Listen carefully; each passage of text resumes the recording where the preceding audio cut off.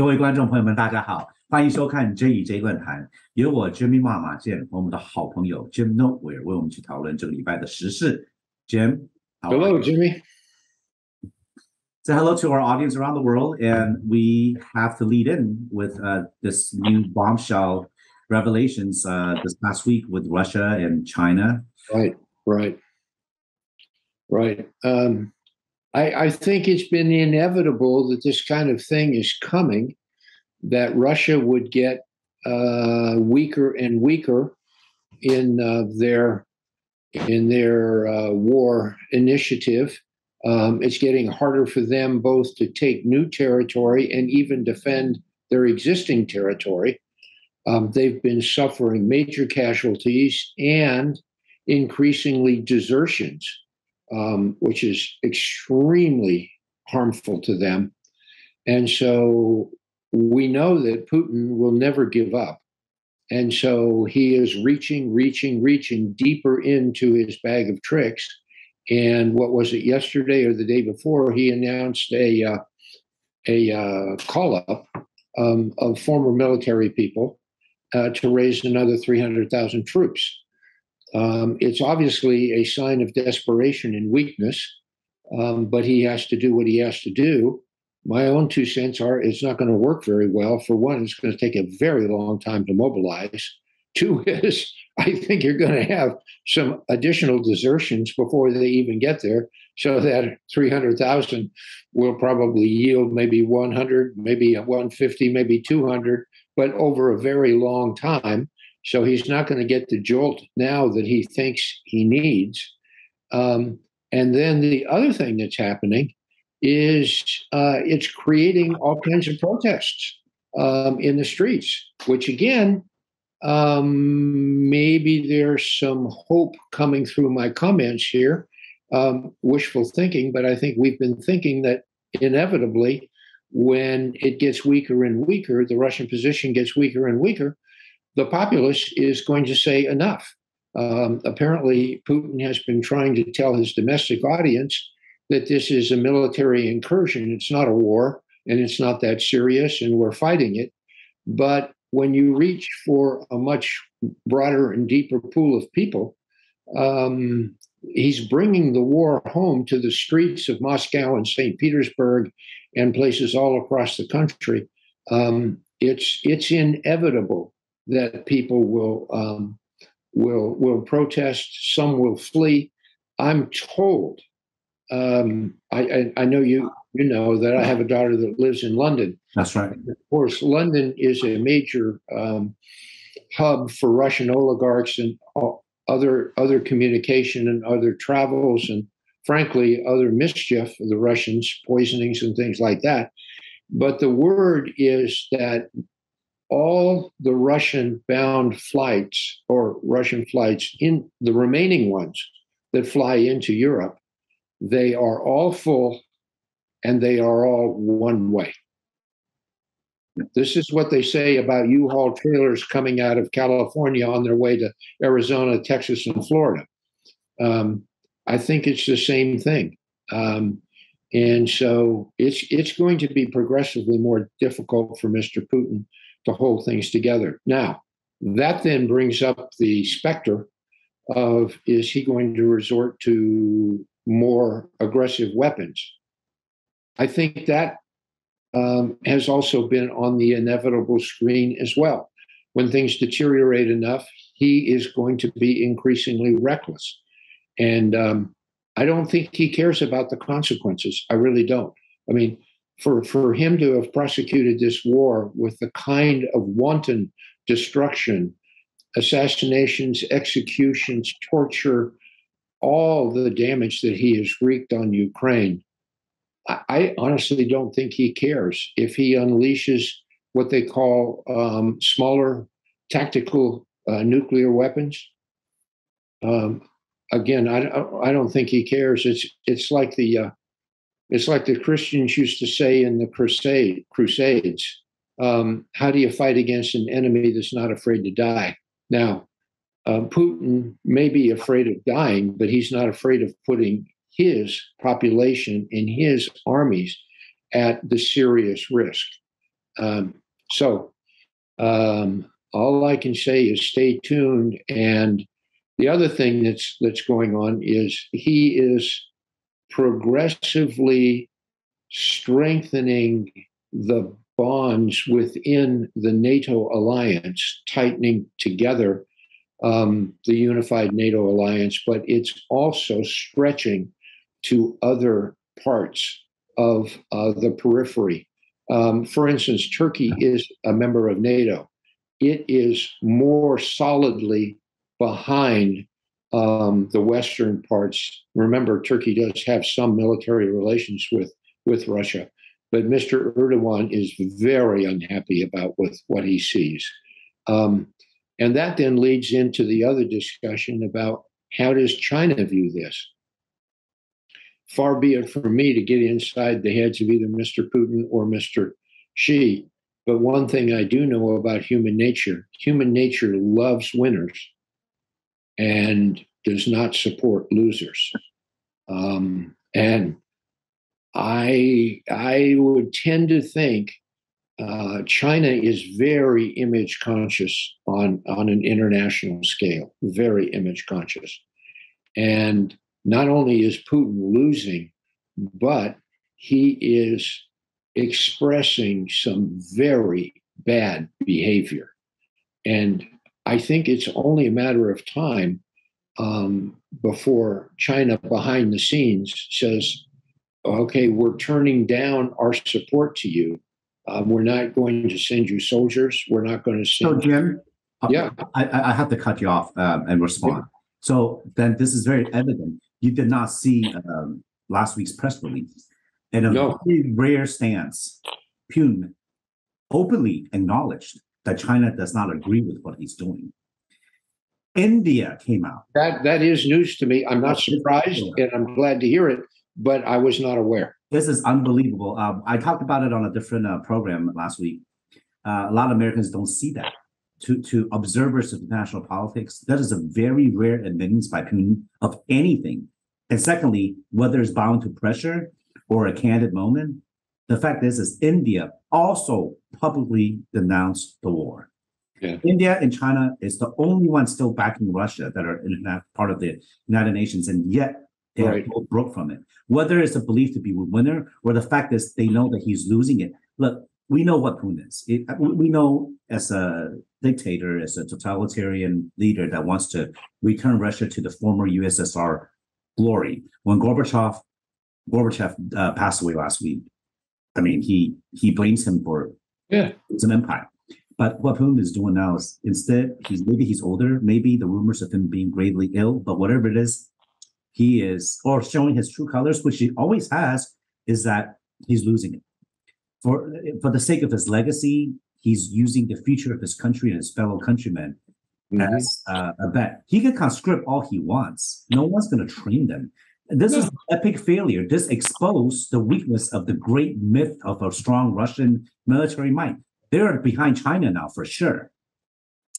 And this also shows China what it means that this is, maybe it's a good deterrent that you don't get to do these things because what Russia thought would happen never did. And look how long has it been. No, it's only gotten worse and worse. I mean, there's been a few flutters. Technically, Russia's losing. Yeah, but it's losing, and it will lose. It will lose at a faster pace, and it will lose in a broader sense, however you define it. Their economy, their people, their morale, their society, their stability. This is really, really bad. Yeah. But we have to recognize what India and China are doing. Right. Right. We have to recognize that we cannot. Dylan. Yeah.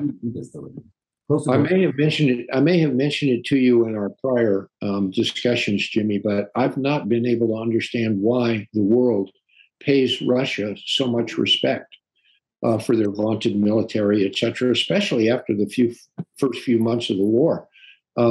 Russia as an economy is smaller than Italy. It's smaller than Texas by itself. It's and its demography is going down. There are so many signs. Its manufacturing sector is getting weaker and weaker, lower and lower technology in its manufacturing. about the only thing that it can export are oil and gas and vodka.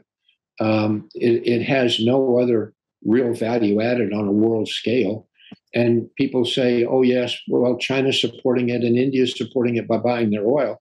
I'm sure that's true, but they're not buying it at world market prices. They're buying it at steep discounts. How they get it, I don't know, because international shipping will not provide insurance. Maybe a place like India, that doesn't matter. I really don't know.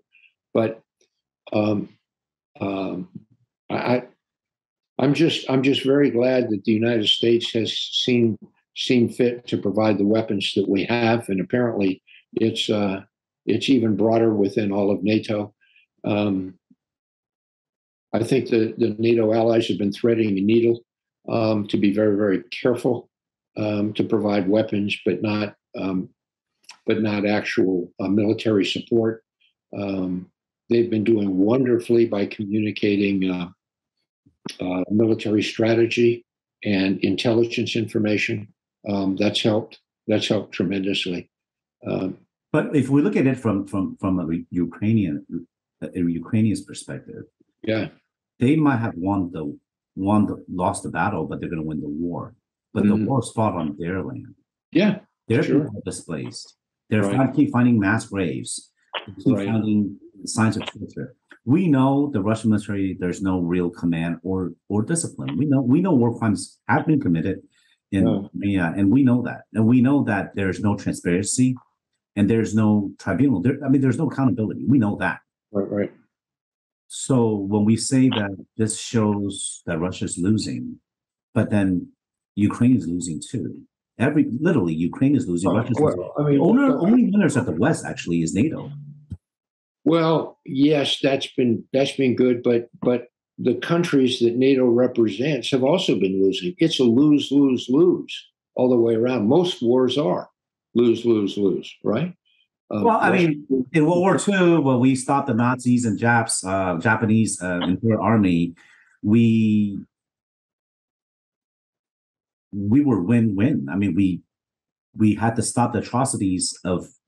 Well, yeah. But look at what the Allies look at the losses we had to sustain in order. Yeah.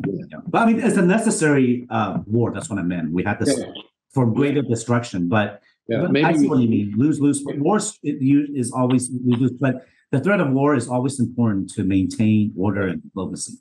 But look at the pain that the Western European countries are going through now because of the cutoff in Russian energy. The manufacturing sector is weakening. Inflation is going up, not just because of sloppy monetary policy throughout the ECB, but also simply because costs are going up. And you're beginning to see now, because the U.S. has such a favorable energy balance, manufacturing is shifting from Europe to the United States, which helps us again. But I would say, as attractive as that is, that's a silver lining in an otherwise very dark, stormy cloud. I think the U.S. would rather not have the war than have that relative benefit, and that's all because of energy. Well, we finally could show that the world that we have enough. We don't have to depend on anybody. And Russia, also show the world that most countries are still buying from them because gas. And nobody. How do I say this? Every country is out for the benefit of their own citizens, and if it means banned Russian gas to make sure the citizens have a good winter. But yet we're supposed to stand in solidarity with NATO or with the United States. The European countries have shown they're not doing that. Most of their leaders have not stand together with Ukraine. But what is interesting is what we said earlier, China and India openly essentially condemning this war and its decision to escalate. So they also see, they had took a wait and see approach, essentially. Hopefully Russia will win quickly and it'll be done. Instead, it dragged out and they know they have to say something because this doesn't benefit China and India at all, having this happen. It doesn't. How do they gain from this? Just foolishness. It is just ridiculous. But That is one part of inflation, but really, this once in a generation pandemic with our political instability, with war, I mean, it is really, and we're due, So all this relates back to inflation and our economy. The fact that the Feds hiked up this much again yesterday, and we know that this is necessary. We talked about last week. They're doing the right thing. It's either short-term pain or drag out prolonged pain. I'd rather have the short pain to rip the Band-Aid off. So hopefully, yeah, I think most people would, and I think the comments that Mr. Powell made yesterday in announcing it were also telling. It's going to keep going. And yes, it has to. Conventional wisdom is going to go up at least one more month of 75, and then from there 50, and maybe even more after that. Because so far, the steps that they've made, inflation's come down maybe a little bit in certain sectors like housing, but automobile manufacturing hasn't slowed down. The demand for new cars is still very strong. So it's going to take more. It's going to take more. So continue to hold on tight. The worst has yet to come. Yeah, probably, and things are going to start where what's going on is the cuts or the increased interest rates are going to start being felt throughout the economy, and it's like a compounding effect. It takes a while, and everyone has said it will take a while. The compounding effect. Look, we're at our as Americans, our credit card debt is at an all-time high historically. Mm-hmm. And now we're about to hit these high rates. What do you think is going to happen? Default on loans, default on your credit card. It's going to be. Sure. We need to learn to save again. Americans need to learn to save instead of and to spend beyond. Well, look, I don't want to. And the other thing that's going to happen, and you watch the stock market every day. You're in it, and you get bloodied too. But because of the first hit was the consequence on PE ratios and earnings because of interest rate increases. But now you're going to start seeing earnings faltering. It's already beginning. Okay, there it is. And you're beginning to see, even in the tech titans, they don't want to use the word layoff, but they are talking about cutbacks. So you're going to see tightening just about everywhere. Just about everywhere. I'm not sure I see a sector or an industry that will either be immune to this or that will benefit from it. I don't see anything. There's no contrarian view. We could go to the defense stocks and right. No, I mean, well, maybe I know we could buy consumer product staples like cereal, like Kellogg's, whatever, because during the downtime, everyone will start eating at home more. These staples, bread, but still, how do you profit? You don't really. Anyways, overall, when it's bad, you can save all you want. I'd rather be in a booming economy where interest rates are high. There's a chance to earn. Sure, but that will come later. I mean, the experience we had with Paul Volcker, it took about 3 years, but then after that, we enjoyed 10, 20 years of sustainable growth. Yeah. So let's keep it at that. Let's hope that we could tighten our belts and get through it. Hope everyone's okay. Jim, thank you for your time. Hope you have a great weekend. It's a glorious weekend in Houston. Definitely will. Thank you, Jimmy. Safe. Take care, Jim. Good luck. Bye-bye. Thank you, everyone.